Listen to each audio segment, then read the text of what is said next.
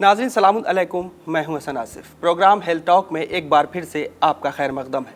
नाज़रीन, हम आपको बता दें ये हमारा प्रोग्राम ख़ासकर हेल्थ के सिलसिले से है। नाज़रीन, आज हम आपकी मुलाकात कराएंगे doctor professor JP Srivastava ji से। आप HOD कम्युनिटी मेडिसिन हैं और आप एराज लखनऊ मेडिकल कॉलेज के ही डॉक्टर हैं।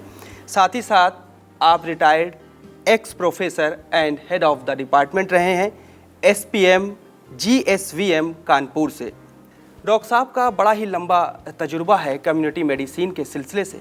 जैसा कि रूरल कम्युनिटी मेडिसिन के जो सेंटर्स हैं उनमें जो ग्रामीण क्षेत्र से लोग ख़ासकर सर्वाइकल का इलाज कराने आते हैं, और अगर हम यूँ देखें कि एक अगर शख्स जो गांव से ताल्लुक़ रखता है वो शहर में अगर आए सर्वाइकल का इलाज कराने के लिए, तो कम्युनिटी मेडिसिन अपने ध्येय की पूर्ति नहीं कर पाएगी। लेकिन हम डॉक्टर साहब से पूछेंगे सर्वाइकल के सिलसिले से। डॉक्टर साहब, आपका स्वागत है, इस्तकबाल है कि आप हमारे साथ स्टूडियो में आए। Thank you. डॉक्टर साहब, एक मैंने आपके बारे में भी ख़ासकर सर्वाइकल के ही सिलसिले से सुना कि आज से 30 साल पूर्व आपके साथ भी सर्वाइकल की प्रॉब्लम हुई और आप कोई बड़ी दिक्कतों का सामना करना पड़ा। तो हम ख़ासकर चाहेंगे हमारे व्यूवर्स को बताएं कि आपने किस तरीके से अपना इलाज करवाया।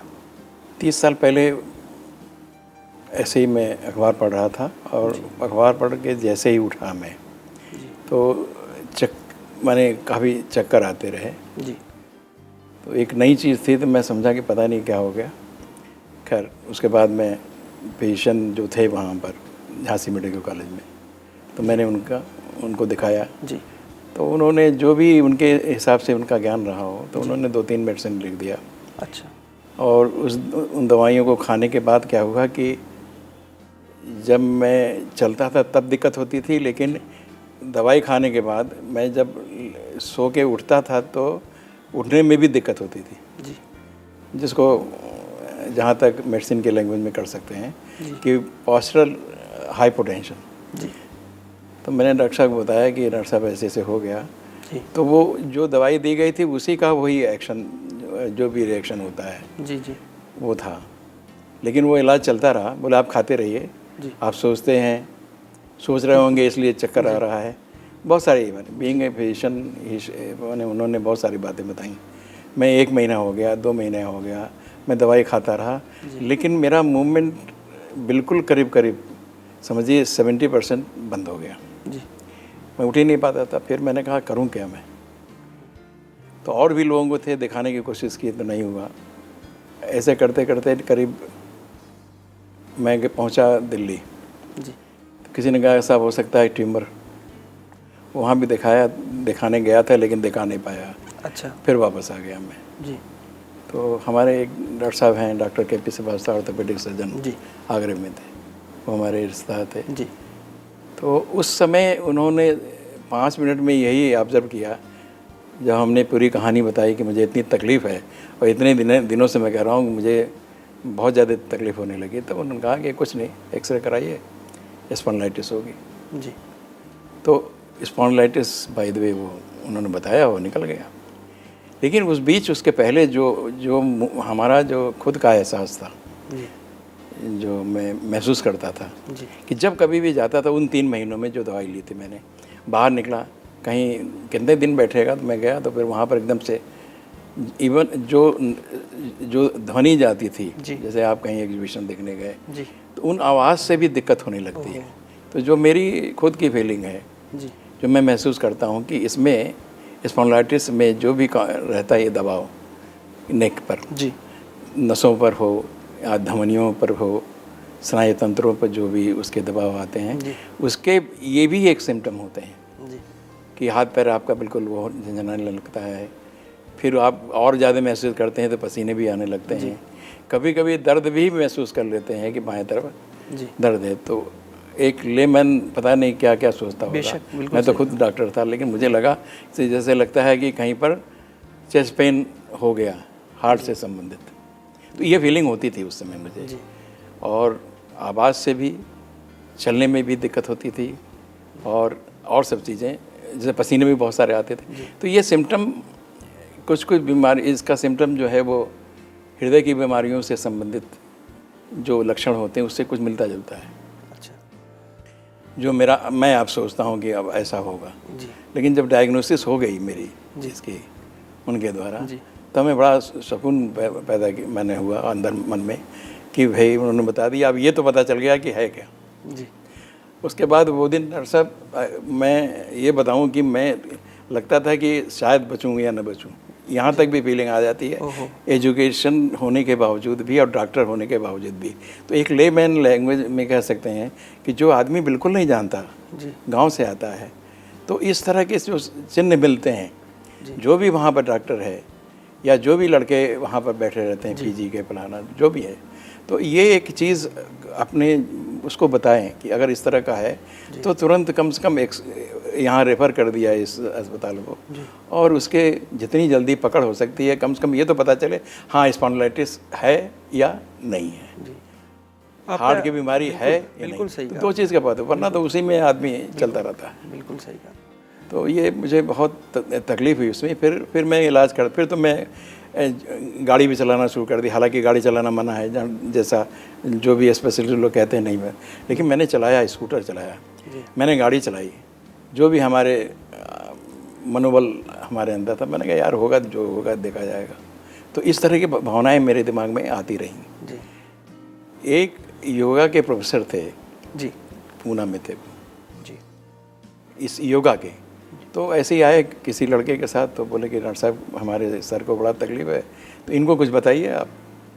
तो उन्होंने जो बताया उसको मैं सुना जब डॉक्टर शर्मा साहब से, तो इन्होंने इतने सालों में मैंने नहीं किसी ऑर्थोपेडिशियन से नहीं सुना और न किसी डॉक्टर से सुना। तो मुझे तभी मैं हमारी बातों का वो हुआ आपस में आदान प्रदान, और चीज़ मुझे समझ में आई कि कैसे क्या हो। तो वो उसने जो मुझे एक्सरसाइज बताई, उस एक्सरसाइज को बताते हुए मैंने डॉक्टर A.K. शर्मा साहब को ही सुना, जो फिजियोथेरेपी में प्रोफेसर है, किसी के उसमें नहीं। लेकिन मैं डॉक्टर साहब को बताया कि डॉक्टर साहब मैं तो पहली बार सुना है, जो कि मैं करते आया हूँ। तो वो एक्सरसाइज कोई भी ऑर्थोपेडिशियन तो नहीं बताता वो। बाकी आइसोमेट्रिक जो भी है, स्पॉन्डिलाइटिस को जो बताते हैं वो सब सही है अपने जगह पर, मगर उसका जो सेल्फ प्राकृतिक ट्रैक्शन जो होते हैं, जो ट्रैक्शन फिजियोथेरेपी में भी होते हैं, अच्छे खासे होते हैं, लेकिन आदमी कहाँ तक अस्पताल पहुँचे तो वो उस चीज़ को घर में भी उसका कर सकता है। तो उससे आराम काफ़ी मिल सकता है शुरू में। जब बहुत पुराने हो जाते हैं तो नहीं कर सकता, लेकिन उसमें मिलते ज़रूर हैं उसमें। तो यही मेरा कहना है कि जितनी जल्दी चिन्हों का पता लगाया जाए, जितनी जल्दी उसकी डायग्नोसिस हो, और प्रॉपर एक सही मरीज़ को प्रॉपरली कैसे रेफर कर देते हैं लोग सही जगह पर। अस्पताल इतना बड़ा है, अटैच है मेरा जो भी ग्रामीण प्रशिक्षण केंद्र है जो हमारा, तो उससे अटैच है। तो उसका लाभ लोगों को जो सामाजिक रूप से वहाँ रहते हैं गांव के अंदर, जो बिल्कुल अज्ञान हैं, जानते भी नहीं कि कहाँ जाना है, तो उनको इसमें ज़्यादा से ज़्यादा फ़ायदा होने की संभावना है। डॉक्टर साहब, अभी आपने जैसे पहले बताया कि आपको एक एक्सरसाइज बताई थी डॉक्टर साहब ने, ऐसे नेक को ऊपर करके, तो हम चाहते हैं ऐसे वर्बली बस आप बता दें किस तरीके से उन्होंने एक्सरसाइज करवाई थी आपसे। वही तखत पर लेटा दिया जी, अगर तखत नहीं है तो कोई हार्ड बेट होगा जी, उस पर सीधे सीधे लेटा दिया, और पूरा जो लेटाने के बाद सर को जी, जैसे ये बेड है जी, एक मार्जिन ये है जिधर पैर है जी, इधर हेड है जी, इसको धीरे धीरे जो एंगल है अच्छा बेड का अच्छा, उसके नीचे धीरे धीरे डालना अच्छा अच्छा। तो वो पूरा हेड का जो वेट है जी, जब सही रूप में नीचे चले जाते हैं जी, और पैर को बाहर की तरफ खींचना, पंजे को बाहर अच्छा मिला करके बिल्कुल पंजे को बाहर करना है अच्छा, और हाथ जो होगा, हाथ की पोजीशन वो हिप के नीचे होना चाहिए अच्छा, आपके एक्सटेंशन जो फीट है उसका पूरा एक्सटेंशन जी, और सर बिल्कुल बॉर्डर, इस बॉर्डर पर नीचे की तरफ अच्छा। जितनी देर उसने जो बताया मुझे कि जितना ही टाइम आप नीचे रखेंगे ये इस पोस्चर को नीचे ले जा करके जी, और अगर सांस अगर आप थोड़ा रोक सकते हैं जी इस पोस्चर में, तो उतने ही देर आपको वापस आ करके जी, जैसे कर लिया आपने 5 मिनट जी, तो जो प्रारंभिक वो थी पोस्चर, वो उसमें आ करके आप फिर वापस आ जाएं और हाथ को ढीला छोड़ दें बाहर की तरफ जी, और जैसे 100 आसन होता है जी जी, उतने ही देर तक 5 मिनट तक सेम टाइम, अच्छा, चाहे वो 5 करें चाहे वो 15 करें। तो इससे मुझे जो मेरा पर्सनल व्यक्तिगत राय है कि काफ़ी आराम मिल जाता है इसमें जी। और शुरू के जितने मरीज़ हैं कम से कम बहुत देर से तो लोगों को समझ में आता है जी, तो उसमें काफ़ी फ़ायदा होने की संभावना है। बहुत बहुत शुक्रिया डॉक्टर साहब। तो डॉक्टर साहब, अशोक शर्मा जी की आपने बात की कि अशोक शर्मा जी के पास आप गए, उन्होंने आपका बेहतरीन इलाज किया और जिस तरीके से नहीं, हमने उनकी बातें सुनी जी, जो उनको मालूम था जी, तो उनको जो मालूम था, तो हम खासकर अब हम इस एपिसोड से अगले एपिसोड की तरफ लेकर चलते हैं। एक प्रैक्टिकल के ज़रिए अशोक शर्मा जी जिस तरीके से एक स्केलेटन के ज़रिए हमारे खासकर व्यूवर्स देखेंगे चैनल पे, एक स्केलेटन के थ्रू डॉक्टर साहब ने किस तरीके से बताया कि सर्वाइकल कब, क्यों और कैसे होता है और हमें सर्वाइकल से कैसे बचना चाहिए। तो फिलहाल आइए हम एपिसोड की तरफ मूव करते हैं और जानते हैं शर्मा जी से। नाज़रीन, जैसा कि आपको मालूम हो, ये हमारा प्रोग्राम ख़ासकर बीमारियों के सिलसिले से, जैसा कि हमने पहले के कुछ एपिसोड्स में मुसलसल आपकी मुलाकात कराई एक बेहतरीन स्पेशलिस्ट, एक बेहतरीन डॉक्टर्स के साथ, और उन्होंने हमें उन बीमारियों के बारे में जागरूक किया, आगाह किया कि अगर आप सही डॉक्टर की सलाह लेंगे, सही मेडिसिन इस्तेमाल करेंगे तो यकीनन एक बेहतरीन, एक कामयाब ज़िंदगी गुजार सकते हैं। ठीक उसी तरीके से आज हमने अपने इस प्रोग्राम की शुरुआत की है और हम आपकी मुलाकात कराएंगे एक बेहतरीन पर्सनालिटी, एक बेहतरीन व्यक्तित्व के साथ। और हम आपको बता दें, हम मुलाकात आपकी कराने जा रहे हैं डॉक्टर अशोक शर्मा जी से। आप retired founder of RALC KGMU Lucknow रहे हैं और साथ ही साथ प्रेजेंटली डायरेक्टर हैं allied health sciences at Eras Lucknow medical college. तो आइए सबसे पहले स्वागत करते हैं, इस्तकबाल करते हैं डॉक्टर साहब का। डॉक्टर साहब, अस्सलाम वालेकुम। शुक्रिया। डॉक्टर साहब, हमारी खुशनसीबी है और कम से कम हमारी ये कोशिश कामयाब हुई कि आप हमारे साथ जुड़े। और तो डॉक्टर साहब, आज हम जानेंगे सर्वाइकल के सिलसिले से कि आखिर सर्वाइकल एक बड़ी बीमारी है या नहीं है। लेकिन हमारा इसी सिलसिले से सबसे पहला जो आपसे सवाल है वो यही है कि सर्वाइकल कहते किसे हैं? बहुत अच्छा सवाल है। सर्वाइकल तो गर्दन की 7 हड्डियां होती हैं। ये सामने 1 2 3 4 5 6 7 जी, ये सबसे लंबी हड्डी जो है बाहर की निकली हुई जी, ये 7वीं हड्डी है जी। तो ये 7 हड्डियां जो हैं ये मिलके सर्वाइकल बनाती हैं जी। अब कहते तो सर्वाइकल इसको हैं, लेकिन आज हमारा ताल्लुक जी, इससे पैदा होने वाली कष्टों से है, इन हड्डियों में पैदा होने वाली बीमारियों से है। जी, और वो बीमारियां जो हैं जी, वो है सर्वाइकल स्पॉन्डिलाइटिस, अच्छा, cervical spondylolisthesis, prolapsed intervertebral disc, जी, caries of the cervical vertebral bodies, cancerous growth of the vertebral body, posterior longitudinal ligament का कैल्सिफिकेशन हो जाना, सख्त पड़ जाना। यानी मेरा मतलब कि तमाम चीज़ें मिलके गर्दन में दर्द पैदा कर सकती हैं जी, और इस दर्द को विभिन्न श्रेणियों में उनके लक्षणों के हिसाब से जी, बांटा गया है। लेकिन सबसे ख़ास चीज़ जो हमारे सामने है आज वो जी, है हम कंप्यूटर पर बैठते हैं जनाब, जी, आपने देखा होगा। जी, बिल्कुल। और कंप्यूटर पर बैठ के एक टक बैठ के हम कंप्यूटर पर जब काम करते रहते हैं जी, तो ये जो मेंटल टेंशन है, ये जो मस्कुलर टेंशन है, जी, इससे गर्दन के अंदर एक तनाव पैदा हो जाता है, मांसपेशियों में एक तनाव पैदा हो जाता है, जी, गर्दन अकड़ जाती है, जी, गर्दन से ये दर्द शुरू होता है, कंधे में आता है, कंधे से कभी कभी छाती की तरफ चला जाता है और हाथ में भी आना शुरू हो जाता है। जब हाथ में आना शुरू हो जाता है तो आदमी घबरा जाता है 1 मिनट के लिए। अब कहीं ऐसा तो नहीं है कि हार्ट, बिल्कुल सही हमारे बात है। हार्ट में कोई बात हो गई हो। अब वो लेफ्ट हो या राइट, सेंट्रल का पोर्शन ये है, इसको कहते हैं स्टर्नम। इस स्टर्नम के पीछे हार्ट दर्द है, यहाँ दर्द है, गर्दन में दर्द है, इन सब चीज़ों को मद्देनज़र रखते हुए जी आदमी जो इन चीज़ों से डील करता है वो तो खैर एक कंक्लूज़न पे पहुंच जाता है, लेकिन एक सिंपल आदमी मरीज़ की तौर पे उसमें घबराहट बढ़ जाती है, और जब घबराहट बढ़ती है तो पसीना आना शुरू हो जाता है। बिल्कुल सही कहा। सिंपैथेटिक पैरासिम्पैथेटिक नर्वस सिस्टम जो है वो स्टिमुलेट हो जाता है। बिल्कुल। और जहाँ पसीना आया और हाथ में दर्द और छाती में दर्द, अरे उसने कहा कि यार हार्ट अटैक, एंजाइना हो गया। बिल्कुल। अब डॉक्टर के पास भागे गए, ईसीजी हुआ, सब कुछ हुआ। लेकिन यार सबसे बड़ी बात मैं आपसे ये कहना चाहता हूँ कि एक वक्त ऐसा भी था जब ईसीजी वगैरह की ये सुविधाएं नहीं थीं। जी। जब ये सुविधाएं नहीं थीं तब यार कैसे पता लगाते थे कि कार्डियक है या एक्स्ट्रा कार्डियक है? बिल्कुल। तो उस वक्त मुझको बहुत अच्छी तरह से याद है कि मेरा एक, मैं सलाम करता हूँ उनको, डॉक्टर ब्लैकवुड हुआ करते थे अमेरिका में, वो मेरे टीचर थे। उन्होंने कहा कि भाई जहाँ पे ये सुविधाएं नहीं उपलब्ध हैं वहाँ पे अगर एक्सर्शन करता है या 3 जीने 4 जीने 5 जीने मरीज ऊपर नीचे उतरता चढ़ता है और दर्द बढ़ जाता है, हार्ट की धड़कन बढ़ जाती है, पल्स उसकी बढ़ जाती है जी, तो उसको आराम करवा दीजिए।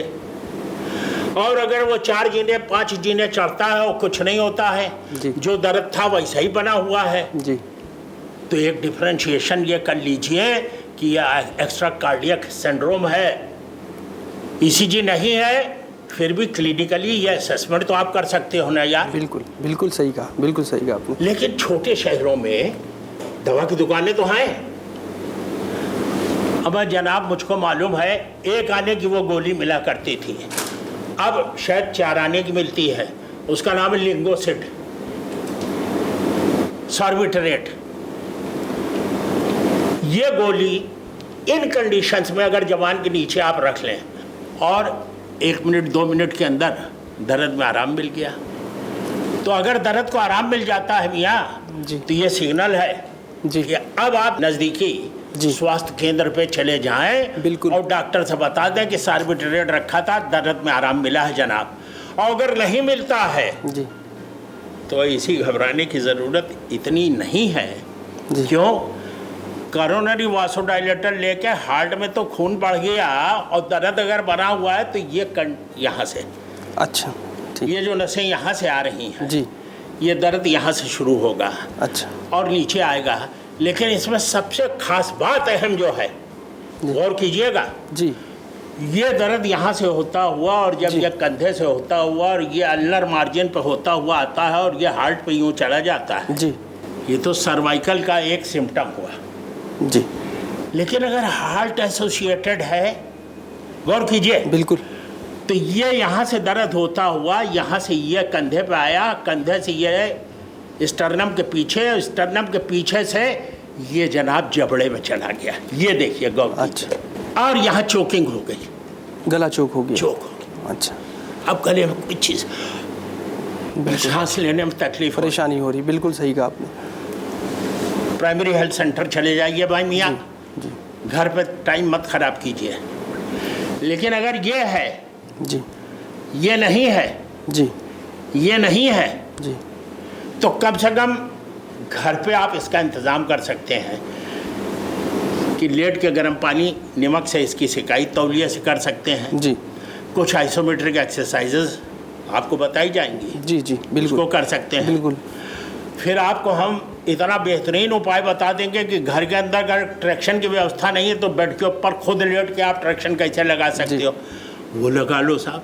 दिन में 2-3 दफ़ा करोगे, दर्द से आराम मिलना शुरू हो जाएगा बिल्कुल, और शांति मिल जाएगी। बहुत खूब डॉक्टर साहब, ये तो आपने बताया कि सर्वाइकल क्यों होता है, कब होता है, यानी सर्वाइकल का पेन जिस तरीके से आपने बताया कि गर्दन की पीछे वाली हड्डी से शुरू हो के ये पीठ के पीछे से होता, हाथ के ज़रिए उंगली तक आए, और जो आपने पूरा डिस्क्रिप्शन दिया। अब हम ये जानना चाहेंगे डॉक्टर साहब कि सर्वाइकल के प्रकार कितने प्रकार का होता है सर्वाइकल?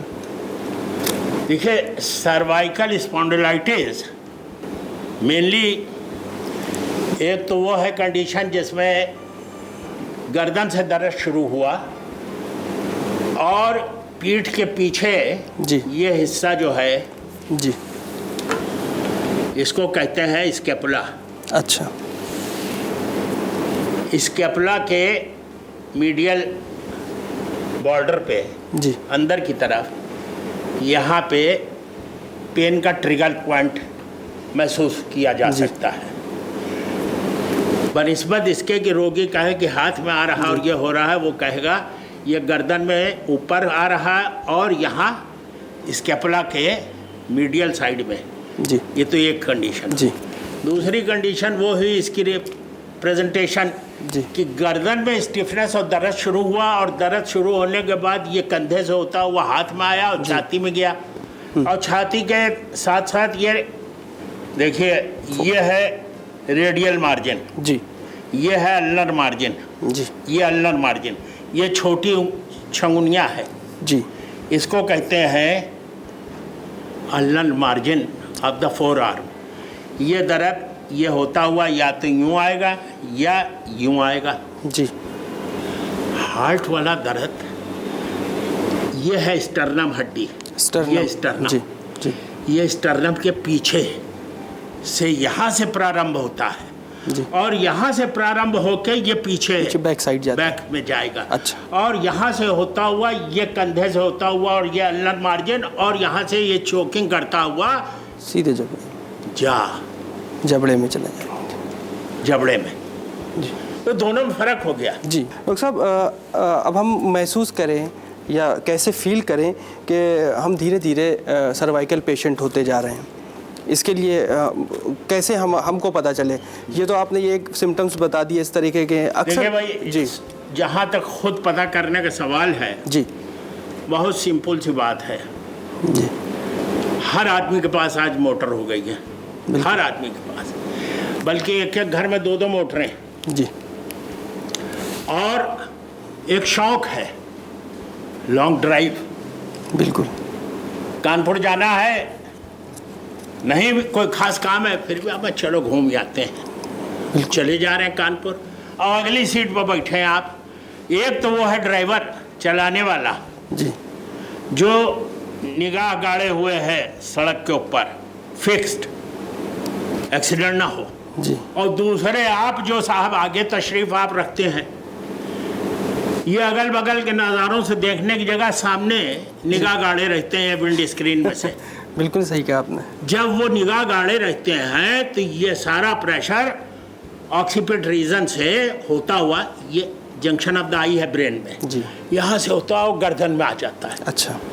और जब कानपुर पहुँचे तो उन्होंने कहा ओफो, गर्दन बड़ी स्टिफ हो गई। जी थोड़ा लेटे रात में या कुछ हुआ, उठे, दर्द होना शुरू हुआ। उन्होंने कहा गर्दन जरूर टेढ़ी रखी होगी, दो तकिए लगाए होंगे मियाँ, इस वजह से ये गर्दन में बल पड़ गया है। अब वो बल नहीं पड़ा है, वो है फैटीग सिंड्रोम। और उस फैटीग सिंड्रोम की वजह से ये शुरुआत है सर्वाइकल स्पॉन्डिलाइटिस की। जी तो आप ये देखिए कि इसको अगर रोकना है जी और गाड़ी की अगली सीट पे बैठना भी है, जी तो लाजमी नहीं है कि वो निगाह सामने ही गड़ाई रखिए। अब आप दाएं भी देख लीजिए, बाएं भी देख लीजिए, पीछे वाले सीट पे लोग बैठे हैं उनसे भी बातचीत कर लीजिए। जी यानी गर्दन घूमती रहे, निगाहें फिक्स ना हो। बिल्कुल बिल्कुल सही कहा आपने। प्रेशर कम पड़ेगा। बिल्कुल। दूसरा कंप्यूटर, इसको कहते हैं ऑक्यूपेशनल हैजार्ड। अब बैठे हैं 4 घंटे 3 घंटे कंप्यूटर के ऊपर, अब तो ये कहाँ जाएगा, ये स्ट्रेन कहाँ जाएगा, सर्वाइकल। लेकिन साहब बड़ी ताज्जुब की बात आप सुनिए, जी गांव के अंदर वो किसान, वो मजदूर खोपड़ी के ऊपर इतना बड़ा बोझा लाद के चलता है,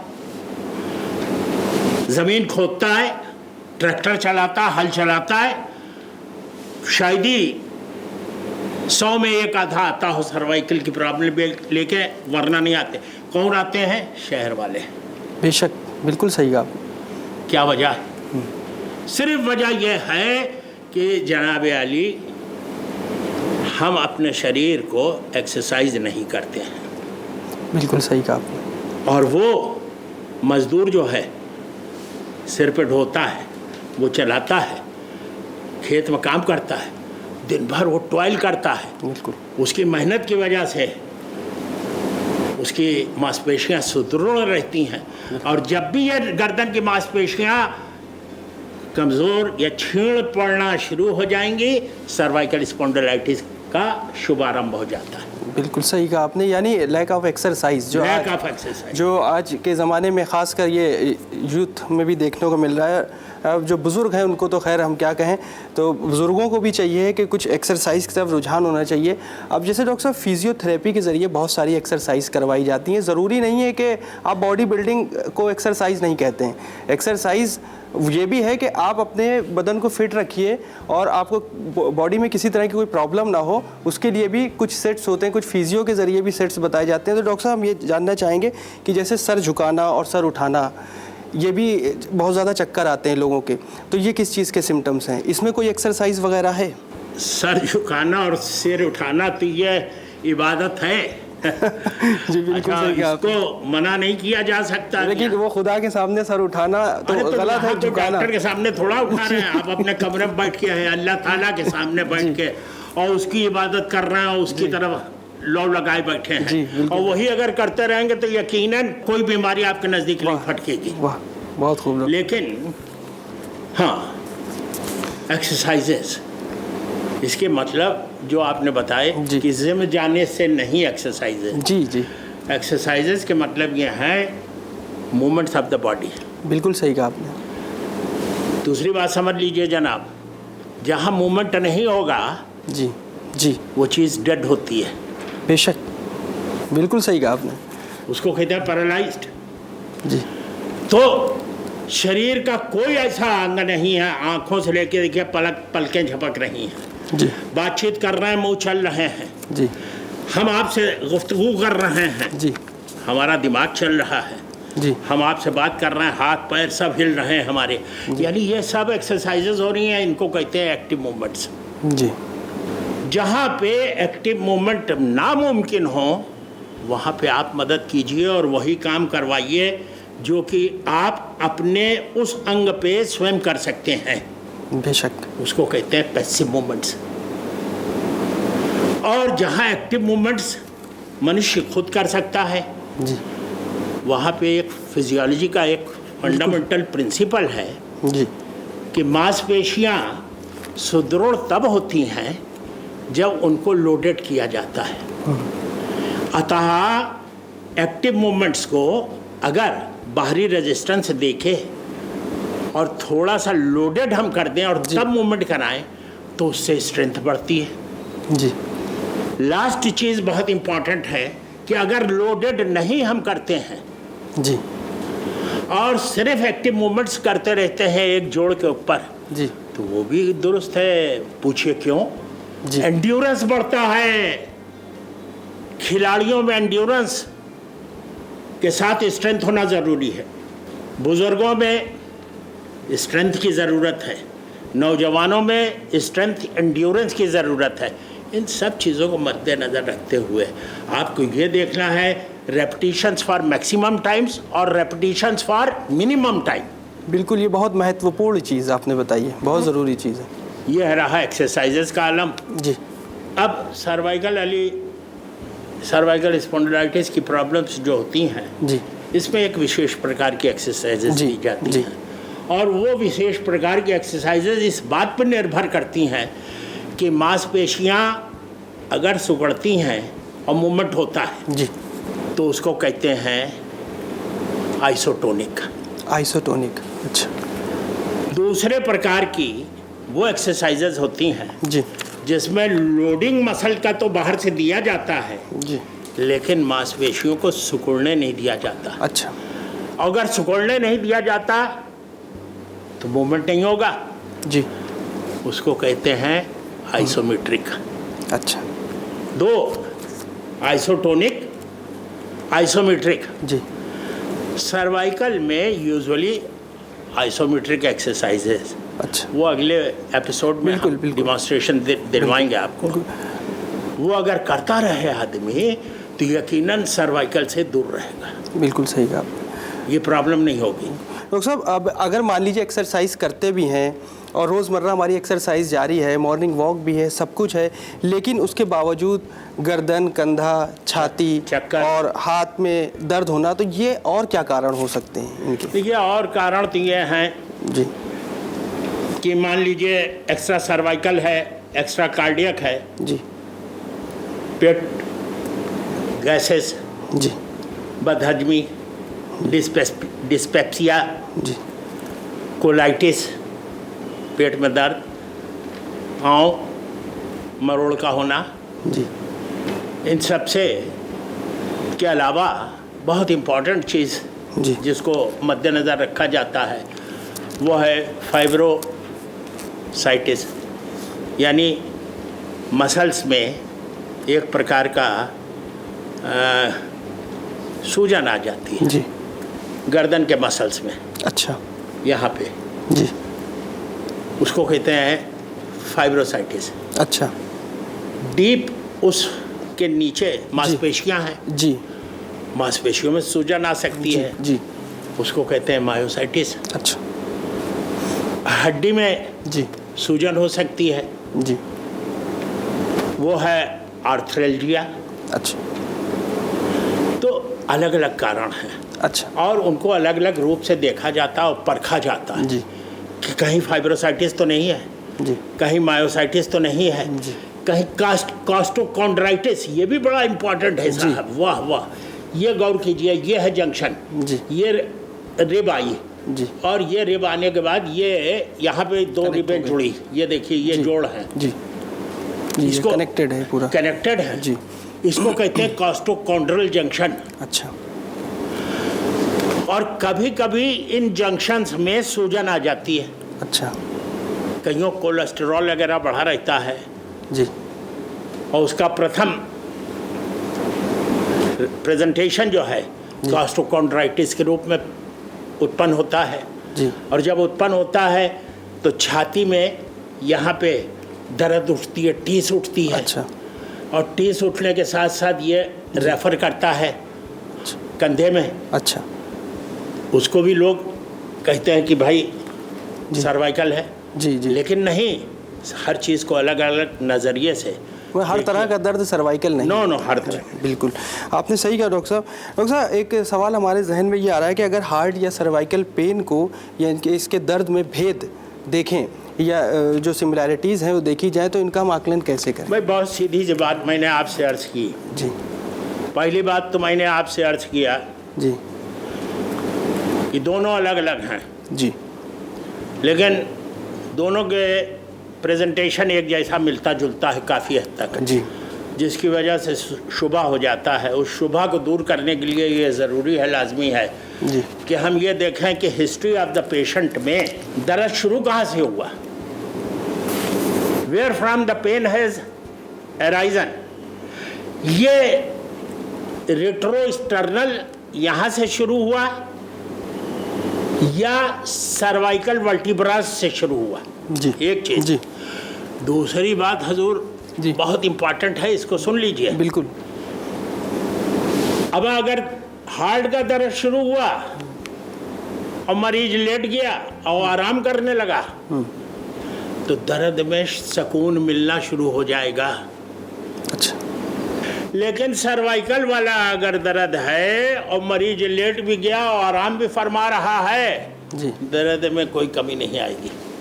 अच्छा फर्क हो गया। जी तीसरी बात हमने आपसे अर्ज किया कि ये रेट्रोस्टर्नल पेन जो शुरू हुआ, जी इससे चोकिंग हुई यहाँ अच्छा थ्रोट में, जी और ये दर्द जा तक जबड़े तक गया। जी सर्वाइकल लाले में चोकिंग नहीं होएगी, अच्छा जा तक नहीं जाएगा। अच्छा।